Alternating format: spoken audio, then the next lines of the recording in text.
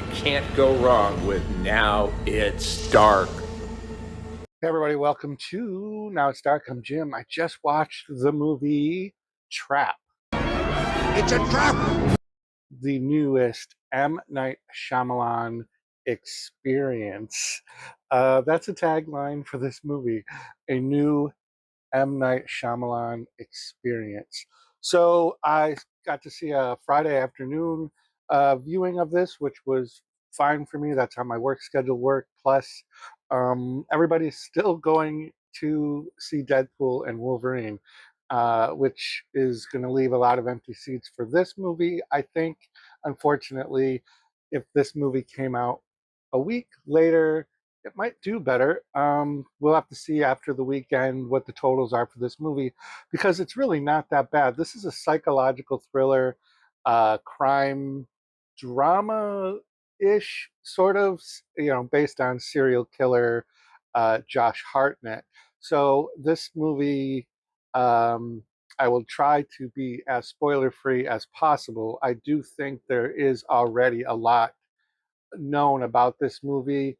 And then also, on the flip side of that, I think that the marketing has been very overshadowed by Deadpool and Wolverine, unfortunately, because I don't think I've seen much about this movie coming out.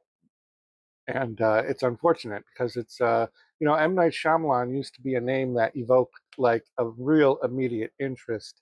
And I think over the years, I think his movies have evolved into a different style a little bit. They're not as um, like twist ending or whatever twist thing, shocking twist. They're not as uh, reliant on that factor. But I think a lot of us early M. Night Shyamalan movie fans, we still kind of look for that. And this movie does have some twists in it. It has a couple of swerves and things. It's about a father and his teen daughter who go to a pop concert only to realize they've entered the center of a dark and sinister event. Written and directed by M. Night Shyamalan. Cooper, the main character, is played by Josh Hartnett. His daughter Riley is played by Ariel Donoghue. And the pop star Lady Raven is played by the beautiful Saleka Shyamalan. And that is one of M. Night's daughters. She's been in previous movies of his as well. And she's also a music composer and whatnot. And she plays the pop star very well. She has the look, and if that was her singing, she's got the vocal prowess to do so, and she's absolutely beautiful. Cooper's wife, Riley's mother, is Rachel, played by Alison Pill, who I most know her from Star Trek Picard, one of the seasons. She was a pretty predominant character. Then we have a FBI profiler, Dr. Josephine Grant, played by Haley Mills. And there are a bunch of other characters, including Cooper's mother, who makes a couple of brief appearances. I say that kind of tongue in cheek because she's dead. Spoiler alert, she's played by Marcia Bennett, who coincidentally was in the movie Kempton Manor that I just reviewed on the channel not too long ago. I can't remember if that's a Tubi movie or not, but yeah, so very interesting. Um, so, Cooper takes Riley to Lady Raven concert. Everything's seemingly normal, but we get tipped off on a few things early and that's with Cooper's character as well. And that comes back around. At the time, I didn't realize what we were looking at. It was just a kind of weird scene, kind of seemed out of place, but it kind of set the tone for Cooper. And then Cooper's awareness is like super hyper sensitive. He's like noticing things all over this concert, and it's really an interest.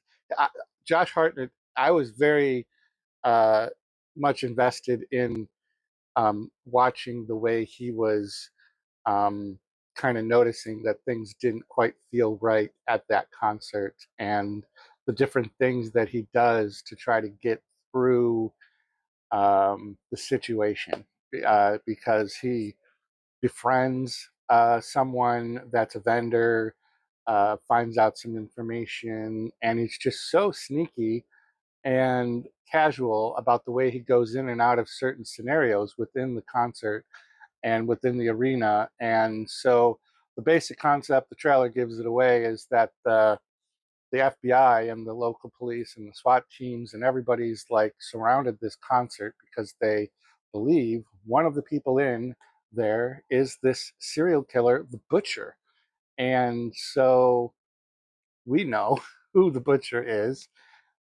They don't. They have a general description. They have an idea, and then we have this profiler, Dr. Josephine Grant. She's this old crotchety lady, um, and there's some interesting profile details that we hear her describe to the SWAT teams, and then there's different times where we hear information coming over police radio about who it is that they're looking for, and it's really neat. The concert thing I wasn't sure about, but it really works out really well. It's, obviously there's some things about this that are very unrealistic, um, but it's fun for the story. So we get Lady Raven's concert. Cooper realizes that there's only going to be one way out, and it's through the back door, so to speak, through the backstage. Um, he finds out a scenario in which he can probably try to get that to happen. So he plants some little breadcrumbs with a cameo from M. Night Shyamalan himself. He's in this. He plays a character called the Spotter.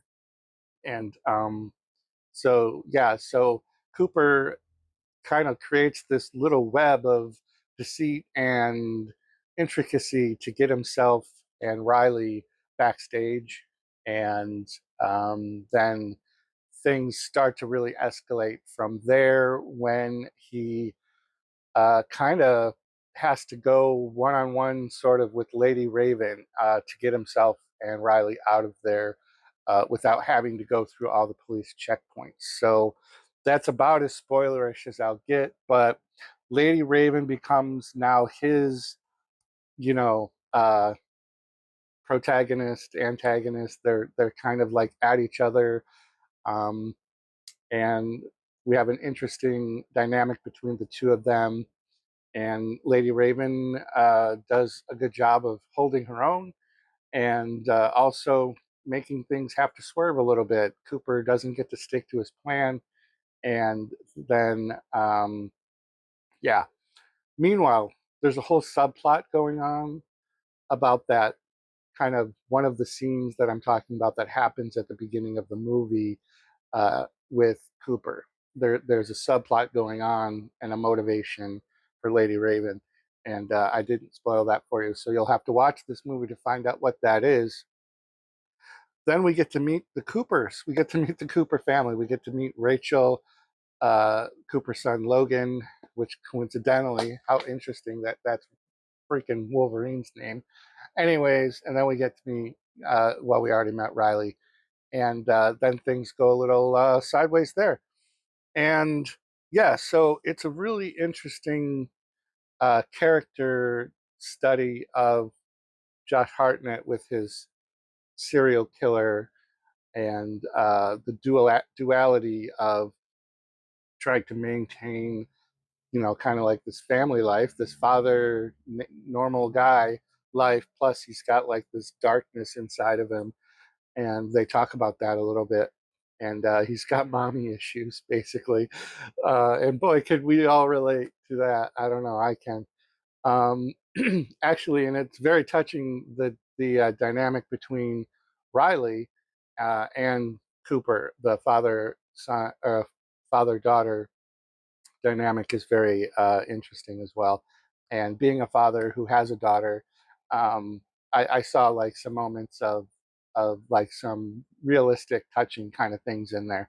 But yeah, so it all goes south, and I can't say much more than that. You'll have to go and watch it. It's a good crime thriller, psychological thriller.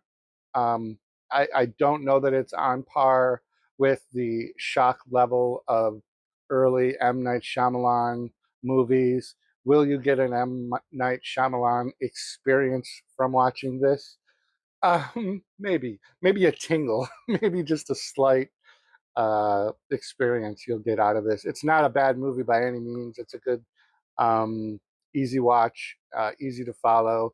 I was invested in how uh, Cooper was going to get him and his daughter out of the auditorium. And then after that, once they got out, then you are invested in, okay, now how does he get caught or not caught by the end of the movie? And does anyone get killed? Um, so you gotta stick around to the end of the movie to find out. So thanks for tuning in to the channel. Keep checking back for more great stuff.